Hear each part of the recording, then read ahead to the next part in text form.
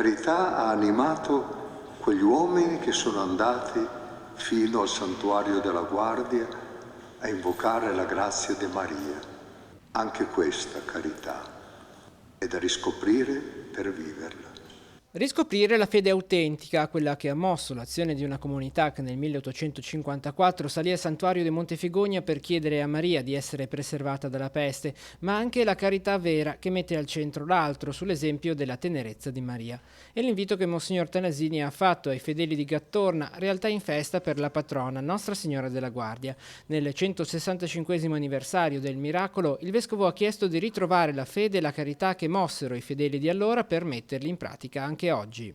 Sono andati insieme, forse memori di quanto dice l'Apostolo, che la preghiera di più diventa più forte, che la preghiera fatta insieme, raccolta dalle voci di tanti, diventa un'invocazione più forte davanti a Dio, non perché Dio ci senta meglio, ma perché è animata dalla carità.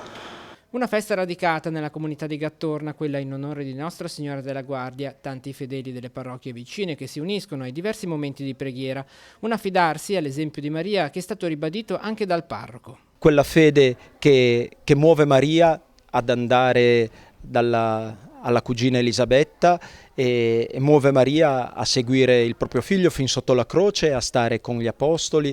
Ecco, quella stessa fede possa muovere il nostro vivere e possa generare la carità che è la vita feconda di Dio nei nostri cuori. Mi pare queste siano state le indicazioni del Vescovo e ecco, spero soprattutto che sappiamo fare le nostre, a cominciare da me, dal parroco e per tutta la nostra comunità parrocchiale.